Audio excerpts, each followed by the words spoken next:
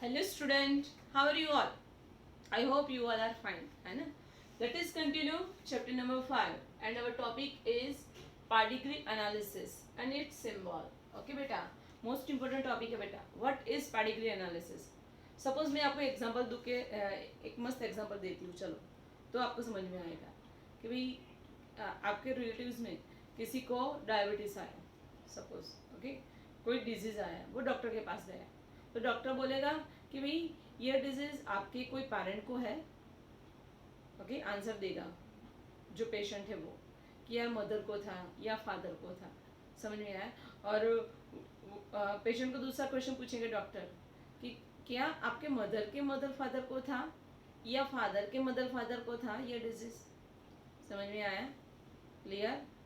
फिर ऐसा पूछेंगे कि उनके भी ग्रैंडफादर ग्रैंड मदर को था, क्लियर, मीन्स हमारी पहले की जनरेशन के बारे में सब कुछ पूछेंगे कि आपकी 5 जनरेशन में किसी को ये डिजीज था कि नहीं, ओके, वो पूछेंगे और सब नोट डाउन करेंगे और उसके बेस पे वो एक ट्री बनाएंगे, समझ में आया। हमारे 5 जनरेशन से पहले के जो एंसेस्टर है वो, उसके बाद ग्रैंडफादर ग्रैंड मदर, समझ में आया, उसके बाद मदर फादर देन पेशेंट, समझ में आया कि ऐसा पूरा ट्री बनाएंगे। तो वो एनालिसिस को क्या बोलते हैं, पेडिग्री एनालिसिस, कि भाई इनहेरिटेड डिजीज, कि भाई एक जनरेशन में से दूसरे जनरेशन में डिजीज के जीन्स भी पास होते हैं, ओके, कि भाई हमें गिफ्ट में कुछ मिले ना मिले, कभी कभी क्या मिल जाता है, डिजीज वाला जीन्स मिल जाता है पेरेंट्स में से, तो उससे क्या होता है, हमें भी डिजीज हो जाता है, ओके।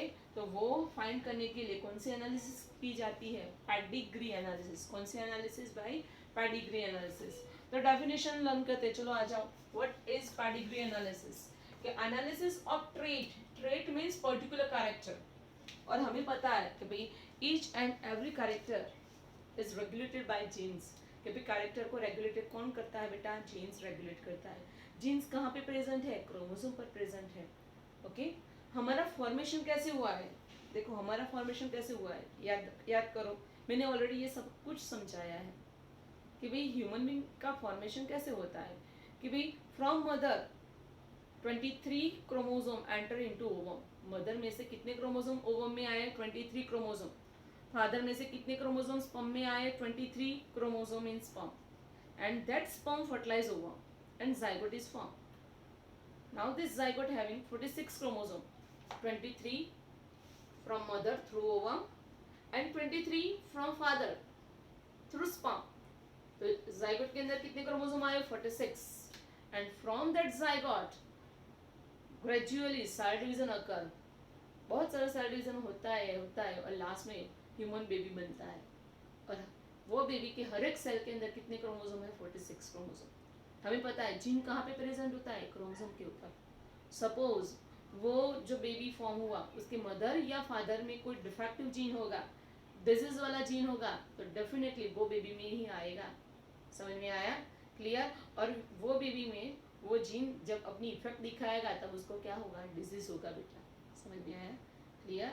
तो भाई ये इनहेरिटेड डिजीज है जो 1 जनरेशन से हमारे ग्रैंडफादर ग्रैंड मदर में से हमारे फादर में आए, फादर में से हम में आएंगे और हमारे में से हमारे बच्चे में जाएंगे ही यार, बिकॉज जेनेटिक डिजीज है, इनहेरिटेड डिजीज है, जीन्स के थ्रू ट्रांसफर होते हैं एक जनरेशन में से नेक्स्ट जनरेशन में, समझ में आया बेटा, क्लियर। तो उसको फाइंड करने के लिए कौन सा एनालिसिस किया जाता है, पेडिग्री एनालिसिस, ओके। तो चलो उसके डेफिनेशन लर्न करते बेटा।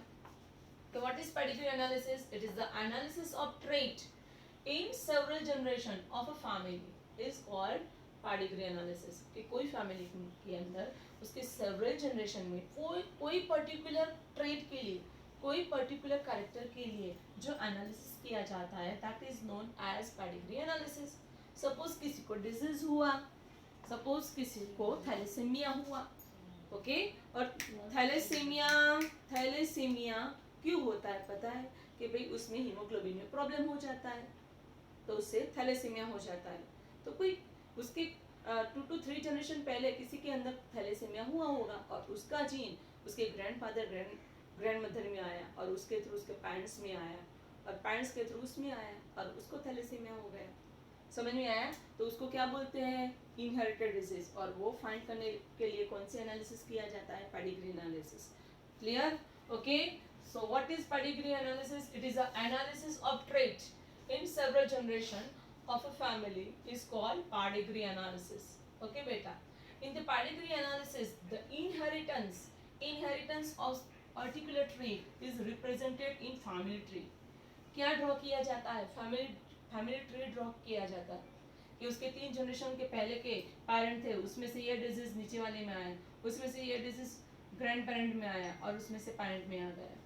समझ में आया? क्या ड्रॉ किया जाता है? Family tree. क्लियर बेटा?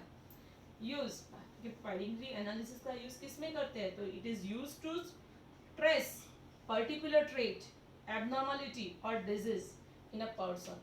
कि कोई पर्सन के अंदर डिजीज हुआ है, एबनॉर्मलिटी हुई है, कोई कैरेक्टर फॉर्म हो गया है, तो उसके लिए कौन से एनालिसिस करते हैं? Pedigree analysis. उसमें चार्ट बनाया जाता है पेडिग्री एनालिसिस में कि भाई आपके कितने घर के अंदर कितनी पीढ़ियां में ये डिजीज 1 by 1 आया हुआ है, उसका एक चार्ट बनाया जाता है। That is known as family tree.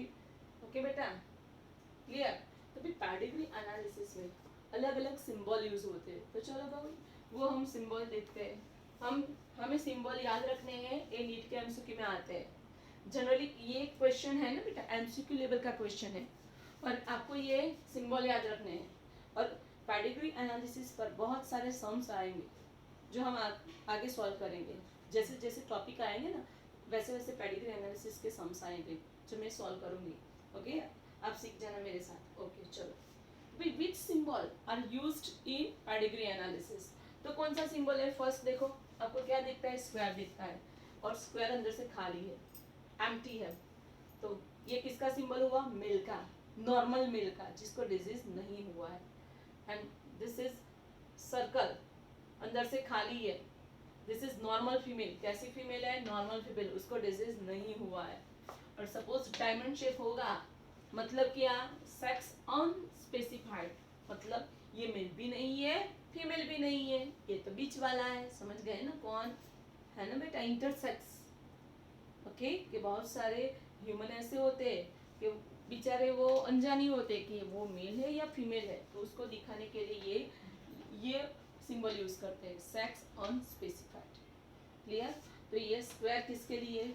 Mail के लिए, सर्कल फीमेल, एंड ये डायमंड सेक्स अनस्पेसिफाइड दर्शाता है। क्लियर? अब देखो मिल को एक पूरा मिल के अंदर, स्क्वायर के अंदर क्या किया है? बहुत सारे कलर किया है। सर्कल भी कलर्ड है, डायमंड भी कलर्ड है। तो ये क्या है बेटा? अफेक्टेड इंडिविजुअल, कि उसको डिजीज हुआ है। क्या हुआ है बेटा? डिजीज हुआ है। तो दिस 3 आर अफेक्टेड इंडिविजुअल। जिसको भी डिजीज होगा उसको कलरिंग फॉर्म में बताया गया है। देखो यहाँ पे इसके भी डिजीज हुआ है, ओके, और इसको भी डिजीज हुआ है। क्लियर इतना? ओके चलो, और ये थर्ड सिंबल है, क्या है? कि भाई स्क्वायर एंड सर्कल के बीच में लाइन ड्रॉ की गई है। ओके, किसके बीच में? स्क्वायर एंड सर्कल के बीच में। तो भी दोनों को ऐसे लाइन से टच किया है, मतलब दोनों के बीच में मैरिज करवाया है। और मैरिज के बाद क्या होता है? मैटिंग होता है। क्या होता है? Mating, sexual reproduction. समझ में आया कि पेरेंट्स के बीच में मैटिंग हुआ। और यहाँ पे देखो मेल, डबल लाइन मीन्स 2 बार मैरिज किए? नहीं, मीनिंग अलग है, मीनिंग अलग है कि यार there is a 2 line between male and female. Okay, this is the mating between relatives. वो क्या दर्शाता है? डबल लाइन क्या दर्शाती है बेटा? रिलेटिव्स के बीच में मैटिंग। कभी कभी क्या होता है कि भाई ब्रदर का मैरिज सिस्टर के साथ कर देते हैं, हमारे में नहीं करते, हिंदू में नहीं करते। ओके, लेकिन ब्रदर सिस्टर का मैरिज कोई कास्ट में कर देते हैं। ओके, तो उसके लिए ये ब्रदर है, ये सिस्टर है।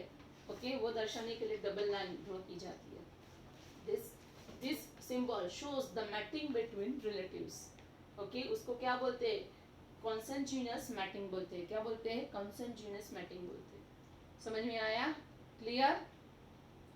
ओके, फिर ऐसा सिंबल होगा तो हम क्या समझेंगे? देखो ऊपर ये क्या है? मेल, ये फीमेल, दोनों के बीच में शादी हुई, मैटिंग हुआ और उससे चाइल्ड फॉर्म हुए। There are 2 child. कितने चिल्ड्रन है? 2 children. Okay, 1 is female and 2nd is male. समझ में आया? जब ऐसा सिंबल होगा तो ऊपर क्या है, ये पेरेंट है और नीचे उसके चिल्ड्रन होते हैं। फर्स्ट चाइल्ड कौन सा है, फीमेल है, सेकंड चाइल्ड कौन है, उसका मेल है। क्लियर। फिर ये सिंबल देखो, मेल, मैरिड, फीमेल, दोनों नॉर्मल है या सब नॉर्मल है, ये दोनों नॉर्मल है, लेकिन उसका जो चाइल्ड है वो कैसा बना, अफेक्टेड बना, डिजीज वाला बना। तो this symbol shows the parents with male child, ये दो पेरेंट्स है और उसका चाइल्ड मेल है और वो अफेक्टेड है, डिजीज वाला है। समझ में आया। सिंबल का मीनिंग क्या होता है आपको याद रखना ही है, एग्जाम के लिए मोस्ट इम्पोर्टेंट। और नीचे देखो डायमंड के अंदर 5, तो ये उसका मीनिंग क्या है, 5 अनअफेक्टेड ऑफस्प्रिंग, कि भाई ये ऑफस्प्रिंग है वो डिजीज वाली नहीं है, अनअफेक्टेड है। ओके, ये उसका सिंबल है। तो ये पेडिग्री एनालिसिस की डेफिनेशन देखी। Okay, what is family tree, और उसके हमने सिंबल देखे। पेडिग्री एनालिसिस किसको बोलते हैं, सपोज किसको डिजीज हुआ है तो डॉक्टर के पास जाता है, तो डॉक्टर उसकी 5 to 6 जनरेशन में ही ये डिजीज हुआ कि नहीं वो इंफॉर्मेशन कलेक्ट करता है और उस पर से एक चार्ट ड्रॉ करता है। जो चार्ट ड्रॉ करता है उसको बोलते हैं फैमिली ट्री। ओके, और फिर एनालिसिस करता है कि ये जीन इनहेरिट हुआ है, पेरेंट्स के थ्रू आया है कि नहीं, वो डिस्कस करता है, एनालिसिस करता है। उसको हम क्या बोलते हैं, पेडिग्री एनालिसिस। किसके लिए यूज करते हैं, तो भाई to trace, to find a particular abnormality और डिजीज। Okay, clear. और ये उसके सिंबल है, मोस्ट इम्पोर्टेंट। ओके, नीट के एमसीक्यू में, बोर्ड के एमसीक्यू में ये सिंबल डेफिनेटली आते हैं, तो आपको ये परफेक्टली 5 टाइम्स लिख लिख के लर्न करने हैं। समझ में आया बेटा, क्लियर। 2 to 3 टाइम्स वीडियो देखना और 3 टाइम्स लिख लिख के लर्न करना, डेफिनेटली ये थ्योरी आपको आ जाएगी। और कोई प्रॉब्लम हो तो मुझे फ़ोन कर देना। ओके बेटा, चलो, thank you.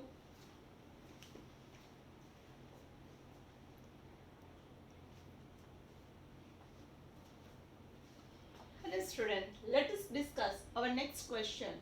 How genetic disorder arises? कि genetic disorder कैसे फॉर्म होती है, discuss it with suitable example. Okay, तो भाई जेनेटिक डिसऑर्डर क्यों फॉर्म होती है, ऐसा तो क्या होता है, तो भाई ये डिजीज फॉर्म होता है उसके बारे में देखते हैं। हमें पता है भाई कि भाई मैं आपको एक एग्जांपल दूँ कि मेरा एक स्टूडेंट था, है ना, एक स्टूडेंट था, उसकी आइज कैसी थी, ब्लैक कलर की थी। ओके, तो वो मुझे 6 मंथ के पहले मिला था तो उसकी आइज ब्लैक कलर ही थी। ओके, अब वो मुझे 2 डेज के पहले मिला तो उसकी आइज का कलर चेंज हो गया था। तो मैंने उसको पूछा कि बेटा आपने लेंस पहने हैं, तो उसने बोला नहीं मैम, मुझे कोई कोई जेनेटिक डिसऑर्डर हुआ है। डॉक्टर ने बोला कि मुझे कोई जेनेटिक डिसऑर्डर हुआ है इसलिए मेरी आइज का कलर चेंज हो गया है। समझ में आया बेटा, clear. Means our eyes colour, skin colour, hair colour, it is due to genes. उसके लिए कौन रिस्पॉन्सिबल है, जीन्स रिस्पॉन्सिबल है, डीएनए रिस्पॉन्सिबल है। समझ में आया बेटा। और डीएनए परफेक्ट होगा तो आई कलर, स्किन कलर परफेक्ट बनेगा। समझ में आया। तो उस बच्चे में क्या हुआ था, वो मेरा स्टूडेंट में क्या हुआ था बेटा, उसके डीएनए चेंज हुआ गया। डीएनए चेंज हुआ मीन्स जीन्स चेंज हुआ। जीन किसका बना है, डीएनए का, है ना। DNA get change then gene get change. अबे जीन चेंज हुआ तो जो प्रोटीन बनना था, जो आई का कलर देने वाला प्रोटीन बनने वाला था वो नहीं बना, दूसरा प्रोटीन बन गया और उससे उसका आई का कलर चेंज हो गया। समझ में आया बेटा। ओके, उसको क्या बोलते हैं, म्यूटेशन बोलते हैं। क्या बोलते हैं बेटा, म्यूटेशन बोलते हैं। तो भाई जेनेटिक डिसऑर्डर होने का रीजन क्या है, तो चलो सब डिस्कस करते हैं। आ जाओ, दिख रहा है कि each and every feature of organism is controlled by one or more gene। तो भी हमारा स्किन कलर है, आई कलर है, हेयर कलर है, क्लियर, नोज का शेप है, ओके, फेस का जो स्ट्रक्चर है, उसके लिए कौन रिस्पॉन्सिबल है बेटा, कि भाई कौन रिस्पॉन्सिबल है, जीन्स रिस्पॉन्सिबल है। क्लियर, कि each and every feature of organism is controlled by one or more gene. Clear, genes are made up of DNA. हमें पता है जीन्स किसके बने हैं भाई, डीएनए से बने हैं। And DNA is the carrier of genetic information. तो डीएनए क्या करता है, वन जनरेशन में से नेक्स्ट जनरेशन में जेनेटिक इंफॉर्मेशन लेके आता है। मैं आपको सिंपल एग्जांपल दूं, चल, कि भाई एक की मदर है, मदर की आइज का कलर ब्लू है, ओके। और फादर के आइज का कलर ब्लैक है, लेकिन ब्लैक है और उसके हेयर का कलर भी ब्लैक है। तो उसका बेबी आएगा तो कैसा होगा कि भाई वो बेबी की आइज का कलर ब्लू होगा और हेयर का कलर किसका कैसा होगा, फादर जैसे ब्लैक होगा। समझ में आया? तो ब्लू कैरेक्टर किस में से आया, उसका जीन किस में से आया, मदर में से आया। और ब्लैक बाल का जो जीन आया वो किस में से आया, फादर में से आया। भाई हमारे में जो जीन्स है वो आधे जीन्स फादर में से आते हैं, आधे जीन्स मदर में से आते हैं। समझ में आया बेटा कि 23 chromosome comes from mother through ovum and 23 chromosome comes from father through sperm, और उसमें से जाइगोट बनता है और उसमें से हम बनते हैं। समझ में आया? क्लियर? सपोज वो जीन डिफेक्टिव हो गए तो ऑब्वियसली हमारे सारे जीन डिफेक्टिव हो गए, डिजीज होने ही वाला है भाई। This is known as genetic disorder. Okay, तो चलो देखते हैं कि genes are made up of DNA and the DNA is the carrier of genetic information. Yes, DNA is transmitted from one generation to next generation without any change. तो DNA एक generation में से दूसरे जनरेशन में जाता है without any change, change नहीं होना चाहिए। ओके, तो डिजीज नहीं होगा। However, तो भी sometime change occur in DNA, कभी कभार डीएनए के अंदर चेंज हो जाता है। उससे क्या चेंज हो जाता है, जीन चेंज हो जाता है और उससे हमारा फीचर, कोई कैरेक्टर, स्किन कलर या आई कलर चेंज हो जाता है। समझ में आया? This is known as mutation. Okay, DNA का चेंज होना, उसके कारण जीन का चेंज होना और उससे कारण प्रोटीन चेंज होना, फीचर चेंज होना, कैरेक्टर चेंज होना, उसको क्या बोलते हैं, म्यूटेशन। ओके बेटा, तो such change in genetic material is called mutation. कि भाई डीएनए के अंदर जेनेटिक मटेरियल कौन है, डीएनए। ओके बेटा, कि भाई जो चेंज आया किसके अंदर आया बेटा, डीएनए के अंदर आया। ओके, तो उसको क्या बोलते हैं, म्यूटेशन बोलते हैं। और उससे क्या होगा आगे जाके, it leads to genetic disorder, genetic disease होगा। क्या होगा बेटा, जेनेटिक डिजीज। और जब जेनेटिक डिजीज होता है तो वो one generation to next generation आगे जाता ही है। समझ में आया? उसके सारे बच्चों में जाएगा, उसके बच्चों के बच्चों में भी जाएगा जेनेटिक डिजीज। समझ में आया बेटा? क्लियर? बहुत डेंजरस है बेटा ये जेनेटिक डिजीज। ओके, तो चलो उसके एग्जांपल्स देखते हैं, मोस्ट इंपॉर्टेंट उसके एग्जांपल्स। ये नीट एमसीक्यू के लिए most important, most important. Okay, तो भाई genetic disorder are of two type, Mendelian disorder and chromosomal disorder. Mendelian disorder में क्या होगा, डीएनए का कोई कोई न्यूक्लियोटाइड चेंज हो जाएगा। समझ में आया? क्लियर? ओके, और जो डिसऑर्डर होती है it is known as Mendelian disorder. It is occur due to point mutation. Okay, क्या होता है देखते हैं। चलो उसके एग्जांपल्स हमें लर्न करने हैं, रटने हैं। ये नीट का एमसीक्यू है, मल्टीपल टाइम पूछा हुआ। चलो आ जाओ। तो भाई मेंडेलियन डिसऑर्डर कौन कौन सी है, तो फर्स्ट हीमोफीलिया। हीमोफीलिया में क्या होता है कि भाई सपोज पेशेंट को हीमोफीलिया हुआ है तो उसको इंजरी हुई तो उसका ब्लड नहीं क्लॉट हो रहा है, कंटिन्यूअस ब्लड फ्लो हो रहा है, ब्लड रुक ही नहीं रहा है, मतलब उसको कौन सा डिजीज है, हीमोफीलिया। समझ में आया? काफी ब्लड लॉस हो जाता है उसमें। Second, colour blindness, the patient do not recognize red and green color। तो कलर ब्लाइंडनेस का जो पेशेंट है उसको रेड कलर और ग्रीन कलर दिखता नहीं है। ओके, सिकल सेल एनीमिया, उसमें आरबीसी का शेप चेंज हो जाता है। आरबीसी का शेप कौन सा है हमारा, बोलो, बाइकॉन्केव। वो चेंज होके सिकल बन जाता है। सिकल शेप मींस ऐसा शेप, आरबीसी का शेप ऐसा हो जाता है और ऐसे आरबीसी डिस्ट्रॉय हो जाते हैं। और आरबीसी डिस्ट्रॉय हो जाने से क्या होता है, एनीमिया हो जाता है। So the anemia is known as sickle cell anemia. Fourth disease है cystic fibrosis। बॉडी के अंदर फाइब्रस टिश्यू एक्यूमुलेट हो जाते हैं और जो डिजीज होता है सिस्टिक फाइब्रोसिस। फिफ्थ है थैलेसेमिया। हीमोग्लोबिन के फॉर्मेशन में प्रॉब्लम आ जाता है और उससे जो डिजीज होता है that is known as thalassaemia. And six, phenylketonuria, enzyme form नहीं होता है कि भाई फिनाइलकेटोन्यूरिया डिजीज होता है। उसके सिम्टम्स क्या है, मेंटल रिटार्डेशन। ओके, कि भाई मेंटल रिटार्डेशन हो जाता है, बॉडी का डेवलपमेंट परफेक्ट नहीं होता है। ओके, ये मेटाबॉलिक डिसऑर्डर है, मींस एंजाइम नहीं बनने से मेटाबॉलिज्म में प्रॉब्लम आता है और डिसऑर्डर होती है। तो वो उसका एग्जाम्पल क्या है, phenylketonuria. So these are 6 Mendelian disorder जो हमें याद रखनी ही है. First, haemophilia, colour blindness, sickle cell anaemia, cystic fibrosis, thalassaemia and phenylketonuria. याद रखना ही है. ओके. अब क्रोमोसोमल डिसऑर्डर के एग्जांपल कौन से हैं? ओके, तो ये चैप्टर का हमारा लास्ट टॉपिक में ये सब आएगा disorder. Down syndrome, Turner syndrome and Klinefelter syndrome.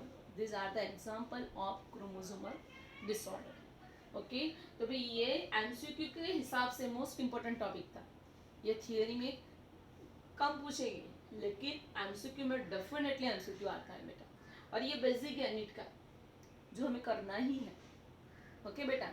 Okay, 2-3 time video देखना और समझना. कोई डाउट हो तो मुझे फ़ोन करके पूछ लेना. ओके बेटा, गुड बाय, थैंक यू.